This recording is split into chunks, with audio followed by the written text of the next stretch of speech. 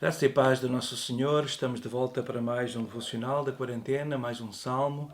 E neste dia nós escolhemos o Salmo 111. É um salmo muito maravilhoso, um salmo onde Deus é louvado pelas suas maravilhas, pelas suas obras, pela forma maravilhosa com que Ele nos tem provado e tem feito com que a sua palavra tenha realizado as suas promessas. E é muito interessante. Eu estava a pensar nesta madrugada sobre isso. Há pessoas que põem em causa a Bíblia, a existência da Bíblia e, e as profecias que estão escritas nestes salmos, muitas delas com 1000 anos antes de acontecer, cerca de 1000 anos antes de acontecer, nomeadamente a morte do nosso Senhor Jesus Cristo, a sua traição, e temos outros salmos que falam então sobre a segunda vinda de Cristo, e algumas pessoas, críticos da Bíblia, até nos dizem: mas isso foi tudo escrito para provar a vossa tese, foi tudo escrito. E nós sabemos que Deus tem permitido de alguma forma coisas que não entendemos, como que a maior parte dos estudiosos judeus, eles não creem que Jesus é o Messias, como sabem, portanto o Senhor veio para os seus, mas os seus não o receberam. E eles já tinham o Antigo Testamento, eles já tinham o Salmo, já tinham Isaías, todos estes livros proféticos que falam acerca de Jesus, sofrimento de Jesus, a sua morte, o seu túmulo. Nós já estudámos aqui um dos salmos que fala sobre os sofrimentos de Cristo. E é interessante ver que mesmo aqueles que, portanto, de alguma forma não aceitam o cristianismo, e que aceitam só o Antigo Testamento e que defendem, e que há museus, estúdios arqueológicos que provam que estes escritos estavam todos eles escritos. Depois vem Jesus e cumpre todas essas profecias, e os seus discípulos, os seus apóstolos, escrevem para nós o Novo Testamento, e como se encaixa o Antigo e o Novo Testamento um no outro de uma forma perfeita, mostrando que Deus é poderoso e fiel à sua palavra para a cumprir. Então há muitas profecias que nós temos aqui, que às vezes a nossa mente racional até pode dizer: isso não se vai cumprir na tua vida. Depende da fé, da confiança que nós temos nas Escrituras. A palavra de Deus é a verdade. A palavra de Deus é a revelação de Deus para cada um de nós. Então, ao lermos a palavra a cada dia, ao nos alimentarmos da palavra, nós fortalecemos a nossa fé, e nós podemos, quando vamos ao Antigo Testamento e vamos ver profecias com centenas ou até milhares de anos antes de Jesus vir, e nós vemos como tudo foi cumprido em Jesus, e há tantas outras para cumprir com a segunda vinda de Cristo, e isso traz-nos esperança, saber que não terminou ainda a história. As profecias ainda não foram todas cumpridas, e elas estão-se cumprindo, e esta pandemia é mais o cumprimento de profecias que estavam escritas e que o Senhor nos deixa como provas da sua omnisciência, e também de que é um Deus de ontem, o Deus de hoje e o Deus de amanhã. Muito bem, vamos então ao Salmo 111, depois desta introdução. Foi só um pensamento que eu tive nesta madrugada, porque às vezes a nossa mente racional vem para nos tentar de alguma forma trair, e é muito importante nós termos a certeza da palavra de Deus. Nós falámos sobre o Salmo 112 ontem, e o 111 está aqui mesmo atrás. E se ontem falámos que bem-aventurado, muito feliz é o homem que teme ao Senhor, e grande parte da nossa meditação foi sobre o temor do Senhor. É interessante que o Salmo 112 começa, talvez eu devia ter feito a ordem ao contrário, primeiro o 111, depois o 112, mas é muito interessante. Vamos ver agora como também os salmos se encaixam uns nos outros. E este é um salmo acróstico, é um salmo de alguns que foram escritos em que começavam pelas diversas letras do alfabeto, e é muito interessante nós vemos isso, como estes salmos maravilhosos eram salmos que era talvez para mais fácil para memorizar, para começar cada parte da Bíblia com uma letra do alfabeto hebraico, mas é muito interessante como tudo se encaixa, e como este salmo é um salmo extraordinário. E há vários salmos acrósticos, nós sabemos disso, mas este é um daqueles ficaram escritos entre os 8 poemas acrósticos, e também é um dos 10 salmos que começam com a palavra Aleluia. Então, dos 10 salmos que começam com a palavra Aleluia, estava a procurar aqui os meus apontamentos, este é um deles. Aleluia. que nós temos aqui na Português de Almeida, Louvai ao Senhor. Vamos então ler a palavra do Senhor. 111. Louvai ao Senhor. Oh, aleluia. Louvarei ao Senhor de todo o coração, na Assembleia dos Justos e na congregação. Grandes são as obras do Senhor, procuradas por todos os que nelas tomam prazer. Glória e majestade é em sua obra, e a sua justiça permanece para sempre. Fez lembradas as suas maravilhas, piedoso e misericordioso é o Senhor. Ele deu mantimento aos que o temem, e lembrar-se-á sempre do seu concerto. Mostrou ao seu povo o poder das suas obras, dando-lhe a herança das nações. As obras das suas mãos são verdade e juízo. Fiéis todos os seus mandamentos. Permanecem firmes para todo o sempre. São feitos em verdade e retidão. A redenção enviou ao seu povo, ordenou o seu concerto para sempre, santo e tremendo é o seu nome. O temor do Senhor é o princípio da sabedoria. Bom entendimento têm todos os que lhe obedecem, e o seu louvor permanece para sempre. Aleluia. Destes 10 salmos que começam com a palavra aleluia, este é talvez um dos salmos mais maravilhosos. Louvai ao Senhor. Louvarei ao Senhor de todo o meu coração, na Assembleia dos Justos e na congregação. Talvez nos dias em que estamos a viver nós não podemos louvá-lo na congregação, em termos de congregar-nos fisicamente uns com os outros. Estamos em quarentena ainda, em isolamento, e as nossas reuniões presenciais estão suspensas pelas autoridades, e a maior parte de nós temos respeitado isso. Temos tido a oportunidade também de louvar a Deus juntos e nos congregarmos virtualmente. É algo novo, algo que era impensável, mas conseguimos nos congregar. Ainda depois de gravar este vídeo tenho uma reunião onde vamos estar juntos a orar com a nossa equipa de missionários do Ministério, aí que trabalham no Ministério de Acompanhamento Online. Então, nós temos estas oportunidades. Mas, na verdade, não há nada como louvá-lo na congregação. Eu particularmente tenho tido a oportunidade de servir no Ministério de Vídeo aqui da Igreja, e quando vamos gravar, somos um pequeno grupo, não é, de trabalhadores que trabalhamos lá, e no domingo estávamos lá 4, talvez 5 sentados nas cadeiras, enquanto outros estavam a fazer outras coisas, e havia um tempo. E enquanto estávamos a gravar o louvor, fechei os olhos e levantei o braço e comecei a cantar e a louvar o Senhor, e podia-me imaginar com aquelas cadeiras todas cheias, agora que estão vazias. E é algo que nós sentimos saudades, não é? Estarmos juntos na congregação a louvar o Senhor. Eu espero bem que este tempo sirva para nós darmos valor a essa comunhão da congregação. O esforço que nós fazemos para nos congregarmos, para nos juntarmos ao domingo ou outro dia da semana e estarmos juntos a adorar o Senhor. Louvarei ao Senhor de todo o coração. Não vale a pena nós louvarmos a Deus parcialmente ou para agradar os outros. Todo o nosso coração tem que estar cheio do seu louvor. Porquê? Porque grandes são as suas obras e procuradas por aqueles que nelas têm prazer.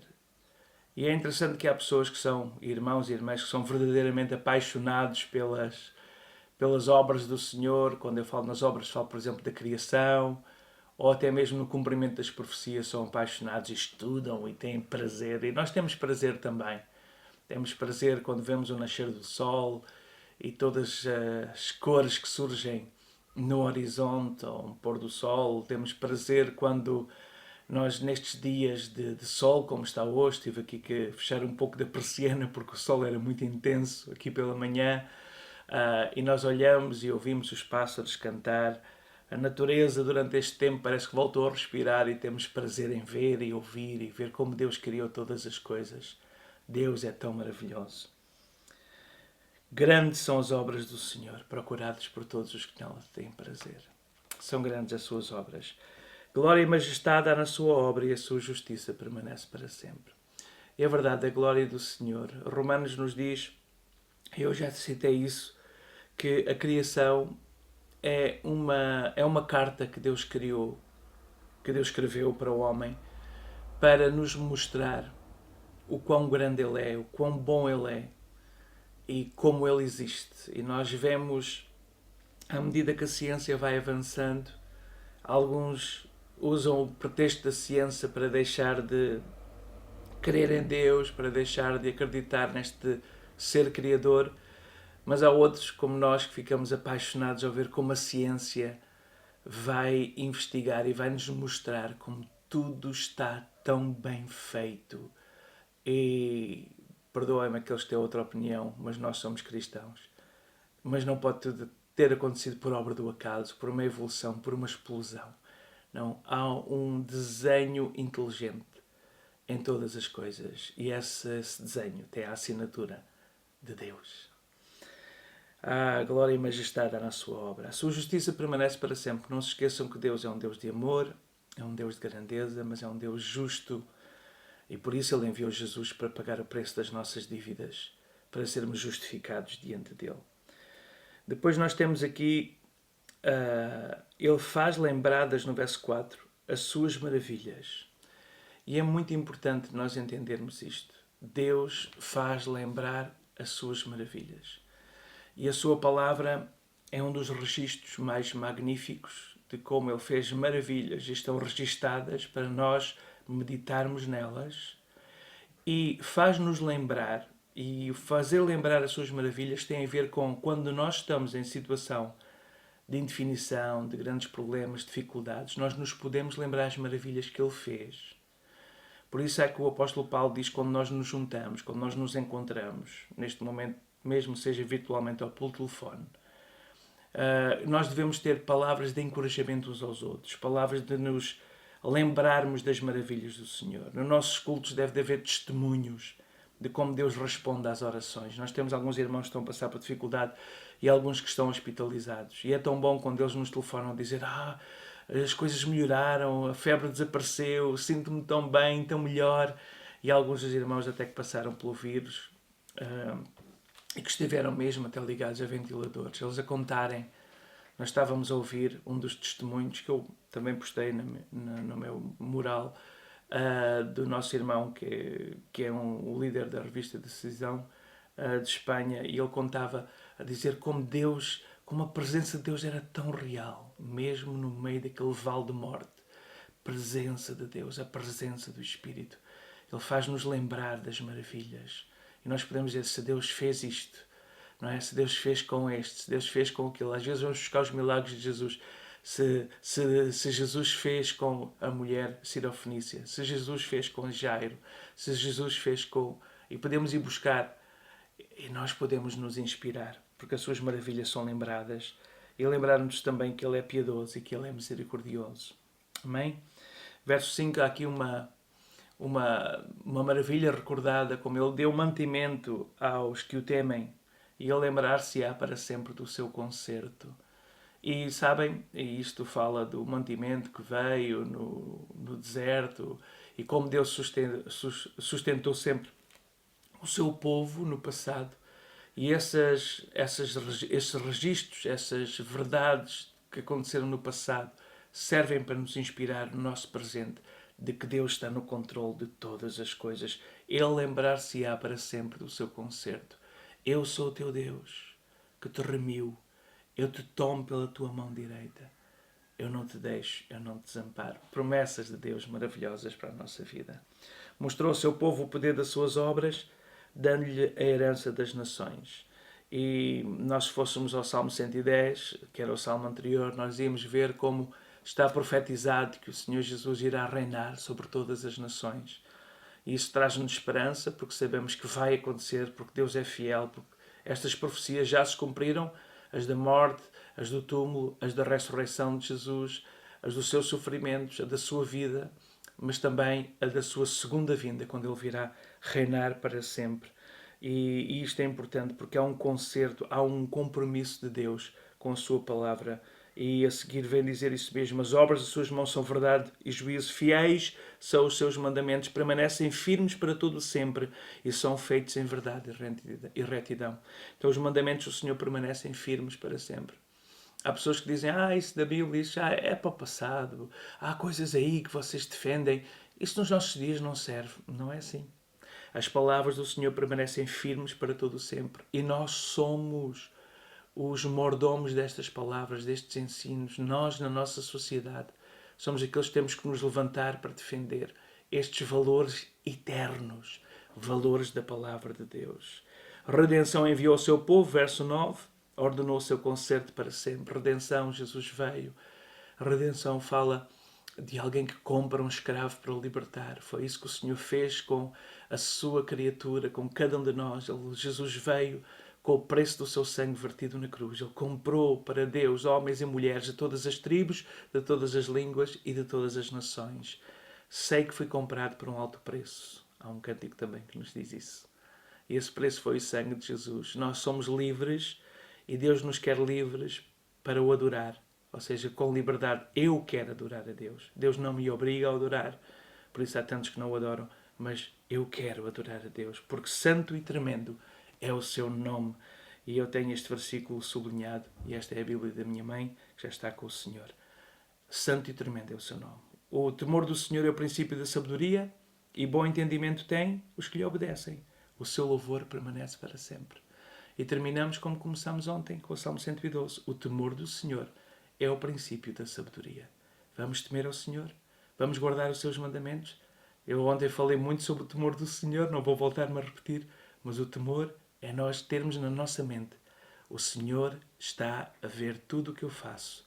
O Senhor está a ouvir tudo o que eu digo e o Senhor consegue ler os meus pensamentos. Então eu não vou fazer nada que o ofende, eu não vou fazer nada que o desagrade, porque Ele me ama, porque eu o amo. Eu tenho temor a Ele, eu tenho medo de ofender, medo de magoar, porque eu amo o Senhor de todo o meu coração. E bom entendimento tem aqueles que o obedecem, ou seja, os que obedecem entenderam o princípio. Nós obedecemos não porque somos obrigados, nós obedecemos porque fomos redimidos, nós obedecemos porque Ele é fiel às suas promessas, nós obedecemos porque Ele nos ama e nós obedecemos porque sabemos que a palavra, os valores, permanecem firmes. A palavra permanece firme para sempre e é o melhor para nós. Nós obedecemos porque sabemos que é o melhor. Ele sabe todas as coisas. Ele conhece o nosso presente, Ele conhece o nosso futuro. Talvez tu penses, mas eu não tenho muito futuro. Não digas isso. Se tens Cristo, se já aceitaste este pagamento que foi feito por Jesus Cristo na cruz do Calvário, esta redenção, este comprar-te ao pecado, se já aceitaste esse sacrifício de Jesus, já fizeste de Deus o teu Pai, porque Ele te adotou quando nós dizemos, sim, Pai, eu aceito o sacrifício de Jesus. Olha para mim através desse sacrifício, perdoa os meus pecados. Então eu vou ter temor do Senhor e eu vou andar de maneira que não o possa ofender. E eu vou, porque o meu entendimento, bom entendimento, vem àqueles que obedecem à sua palavra, àqueles que lhe obedecem, e o seu louvor permanece para sempre. Aleluia! Louvado seja o Senhor. Que Deus abençoe e até amanhã, se Deus quiser.